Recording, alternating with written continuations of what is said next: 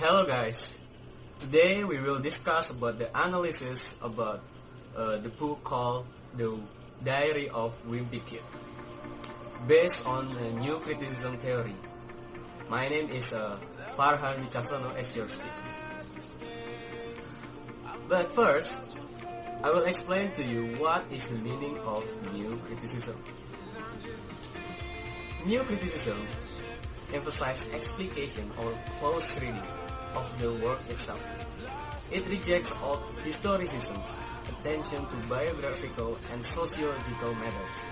Instead, the objective determination as to how a piece works can be found through close focus and analysis, rather than through extraneous and erudite spatial knowledge. It has long been the pervasive and standard approach to literature in college and high school curricula. New criticism, incorporating formalism, examines the relationships between a text's ideas and its form, between what a text says and the way it says it. New critics may find tension, irony, or paradox in this relation, but they usually resolve it into unity and coherence of meaning. New criticism attempts to be a science of literature with a technical vocabulary, some of which we all had to learn in junior high school English classes, working with patterns of sound, imagery, narrative, structure, point of view, and other techniques. Discernible on close reading of the text, they seek to determine the function and appropriateness of this to the self-contained work. New critics, especially American ones in the 1940s and 1950s, attack the standard notion of expressive realism. The romantic fallacy that literature is the efflux of a noble soul that, for example, loves pours out onto the page in 14 iambic pentameter lines rhyming A, B, A, B, C, D, etc. The goal then is not the pursuit of sincerity or authenticity, but subtlety, unity, and integrity. And these are properties of the text, not the author. The work is not the author, it was detached at the birth. The author's intentions are neither available or nor desirable, nor even to be taken at face value when supposedly found in direct statements by authors. Meaning exists on the page. Thus, new critics insist that the meaning of the text is intrinsic and should not be confused with the author's intention, nor the work's affective dimension. The intentional fallacy is when one confuses the meaning of the work with the author's purported intention expressed in letters, diaries, interviews, for example. The affective fallacy is the erroneous practice of interpreting text according to the psychological or emotional responses of readers, confusing the text with its results. New criticism is a powerful tool for those of us that have problems understanding a work of literature. New criticism also called their approach objective criticism, because their focus on each text, all formal element ensure. They claim that each text, its object being interpreted would itself dictate how it would be interpreted. New criticism asks us to look closely at the formal elements of the text to help us discover the story or poem's theme and to explain the ways in which those formal elements. New critics believe they allow the literary work itself to provide the context within which we interpret and evaluate. That's the historical background of new criticism. Then, why we choose the Diary of Wimpy Kid to be analyzed? This book, because we're curious of image, symbols, metaphors, point of view, setting, characterization, and plot from the story diary of Wiki. And for the next analysis will be presented by my friend Kevin, and I'm here to talk about the book itself, Diary of a Wimpy Kid. Diary of a Wimpy Kid, The Last Straw by Jeff Kinney, is the third book in the series for young readers. The diary opens with an entry dated for January. Since it has been years, Greg figures that people should be trading the ocean list. Since he can think of anything that he needs to resolve for himself, he determines to help everyone else take two or construct their own resolutions. Despite his best efforts, however, Roderick, his older brother, refuses to make any changes, much to Greg's disappointment. The reader meets Landwood Heath, the neighborhood vandal whom Greg's father detests. Greg shares that his father has called the police department 50 times over the last few years to report Landwood. Finally, the entire situation is resolved when Greg learns that Landwood is being sent to a military school. Greg's father decides that both Greg and Roderick are out of shape and are measuring up to the other kids in the neighborhood. Greg suspects that nothing good can come of this conclusion. The next month is not much better as Greg's junk food snacks have failed to make an appearance in his lunch sack for many days. When he complains to his mother, she tells him that she has a set number of snacks to pack inside lunches.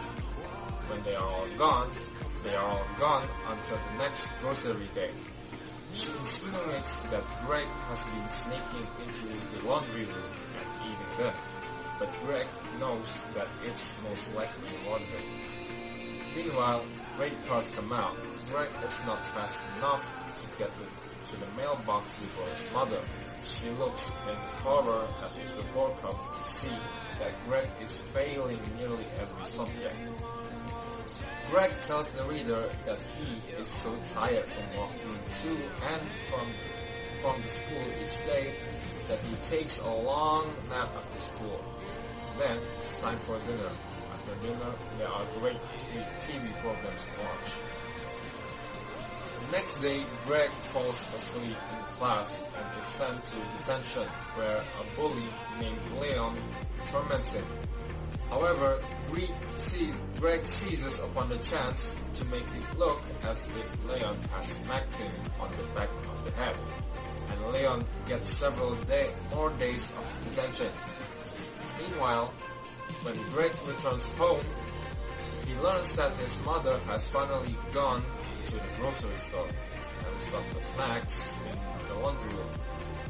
Greg knows that it's just a matter of time before the real thief comes down to steal the snacks. Greg hides in some laundry in the hamper and waits. He falls asleep while waiting but is wakened by the sound of crinkling paper. When he springs up the basket, he is shocked to see that the thief is his father.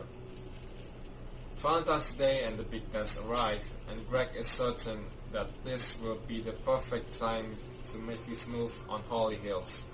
However, when he gets up to the nerve to go to speak to her, Fregley, a nerdy kid that lives in Greg's neighborhood, wins his chance.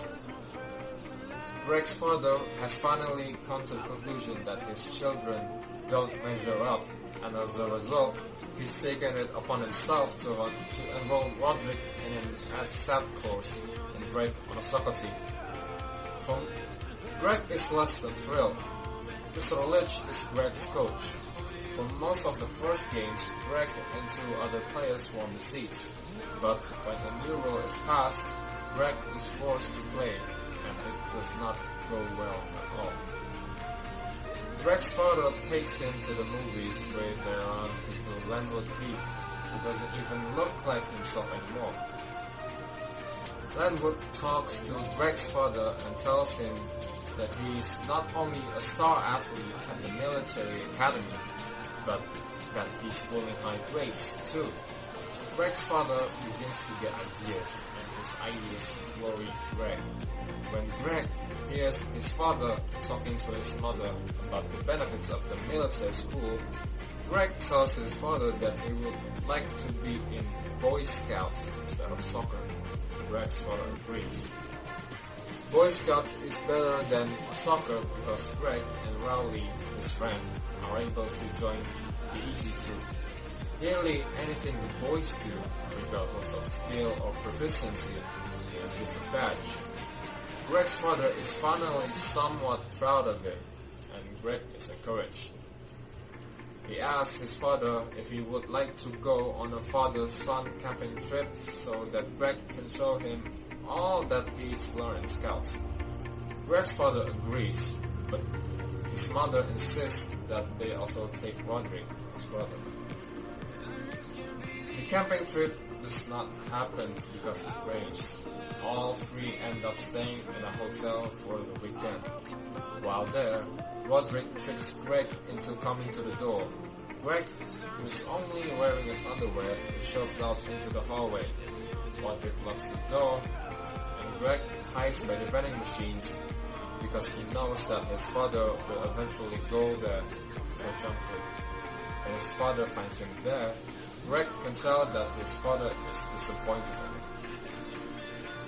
June rolls around and Greg watches everyone talks about how wonderful the summer is going to be. Greg knows that his is going to be horrible because military school begins in the summer. To top things off, he has to use one of his last few days of freedom to go to their neighbor's party. Greg's dad has been ducking him for a while, but he doesn't get out of it this time. He tells Greg that he will owe him a massive favor if he can come up with a way to go home early. At the party that evening, Greg racks his brain trying to think of things to free himself and his father from the embarrassment of party games. As he's thinking about it, he views Manny, his younger brother, who has made his way over to the gift table and has opened one of the gifts. Greg watches in horror as the gift Manny pulled out of the box is none other than a blue blanket like the one that Manny was going to give up. Greg knows that things are going to be complicated really soon. He attempts to get the blanket away, but Manny throws it over the railing, and Greg tries to reach it, climbs out on a limb, and then ends up upside down with his pants pulled down to his ankles.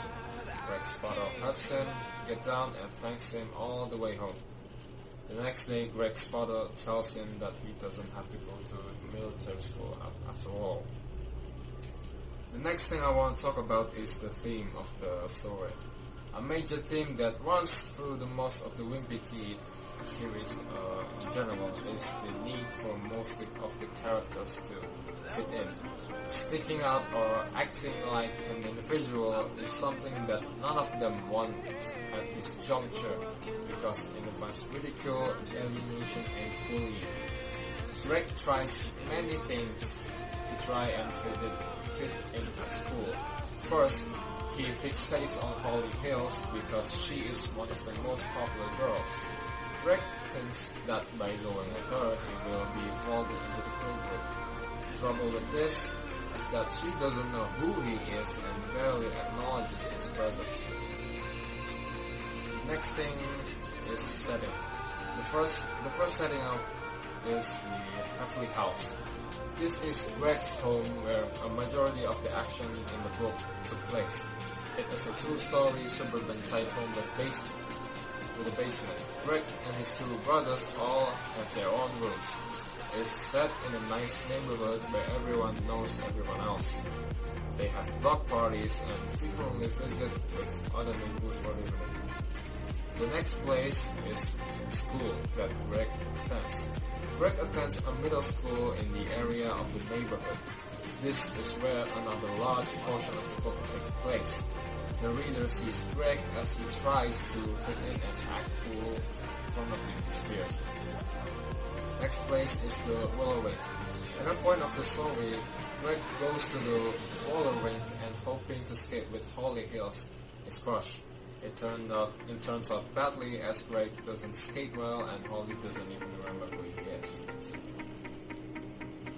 And the last is the church and his where Greg and his family attend a local church. The next is the types of conflict of man versus man. This is man versus man because Greg must prove to his dad why he shouldn't be sent to a military academy. For the complications and rising actions, the rising action is probably when Greg gets threatened by his father to get sent off to a military academy.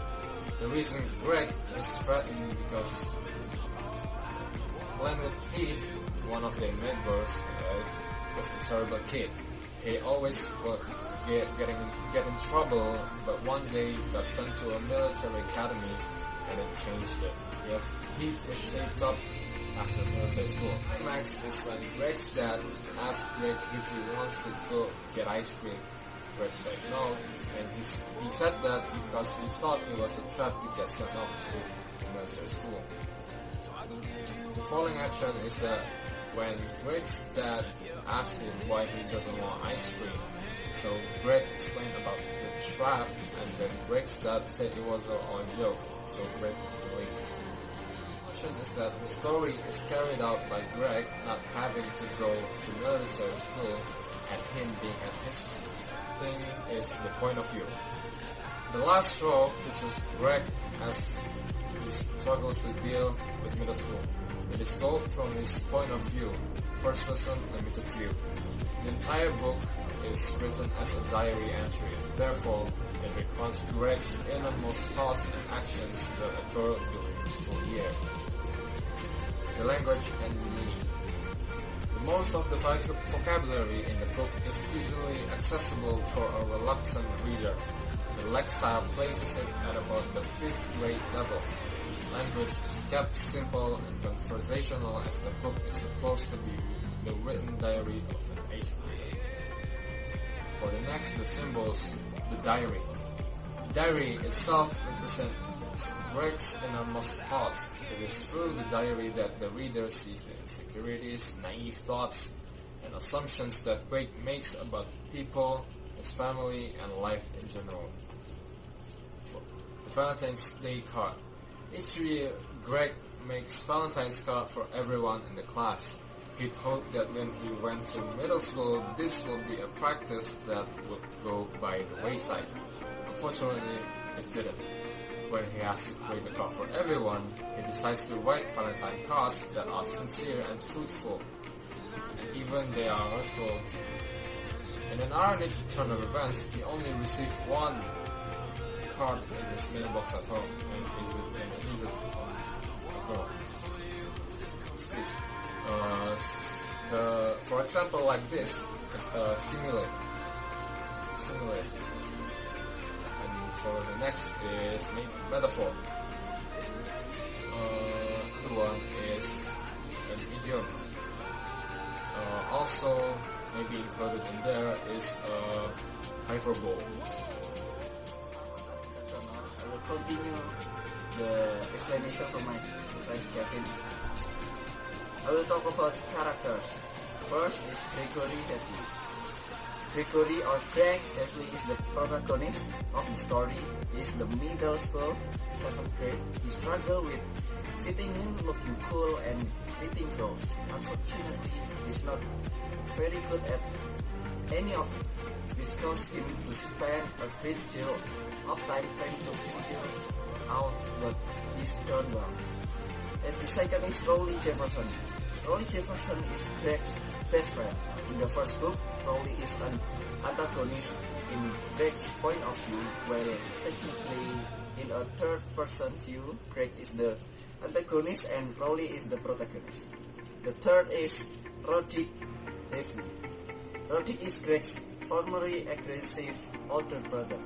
He is the drummer in a garage band called Loaded Dipper. Noted for their substandard heavy metal, concert, and limited musical abilities. Roderick is not an exception to Frank's notorious distrust of all teenagers. In Diary of Wimpy Kid, Roderick Frank, his youngest brother. Roderick is infamous for his stereotypical rebellious nature. Feigning illness in Roderick's rules of has to be allowed to remain at home to throw a chaotic house party during his parents' absence, only for the evidence to appear in newly developed photograph that is quickly discovered by the boy's parents. He bullies Greg a lot and pulls awful pranks that ruins Greg's and his family's lives. Roderick also possesses incomplete tendencies, and his school assignments are notoriously crude and idiotic. Fourth is Holly Hills. Holly Elizabeth Hills is the name of one of her classmates and older girl from primary source as Greg's unacquired romantic interest and also Peter Hill's younger sister. She is the youngest daughter of Mr. Hills and Mrs. Hills. A minor character, she earns a prominent role in the last show as the object of Greg's most recent infatuation.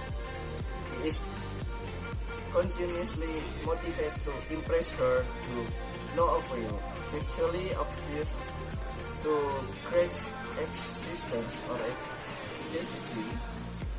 Greg stops trying to impress her after she mistakes him for Facebook. She appears to take an interest of Crowley's sweetness, judging by an athletic message which she has signed in his yearbook, as opposed to the note that she had written in the envious Greg. She seldom appears afterwards. Greg's interest in her is seemingly damaged by events such as this, and he starts showing an interest in other girls, including Holly's older sister, Rita. The next is Susan Heffley, the mother of Greg Heffley and his two brothers. Susan, through very loving and motherly, is also embracing, overprotective, hypocritical, absent-minded, and naive. Susan also rather old-fashioned and out of touch with modern times. Actually, she likes know that what things Kid, Greg, and Roderick age are into when in reality she doesn't know. She doesn't like technology use causing her and the family to have their differences. She believes that her family is distant from technology. She also wants to become a good mother in front of her peers. She and her husband pay far more attention to nanny than their own two sons. The next is Frank Heffley. Frank Heffley is Greg's overreactive but well-meaning father. He is interested in U.S. history, and his replica of Civil War battlefield is a plot point in this series. Frank is edgy around Crowley, does not appreciate Greg's skill at video games, loaded heavy metal, and adolescence. He tries to toughen Greg up and threatens to sell him to a military academy. In the last row, although ultimately this does not come to fruition, much to grow relief. And the next is moral value.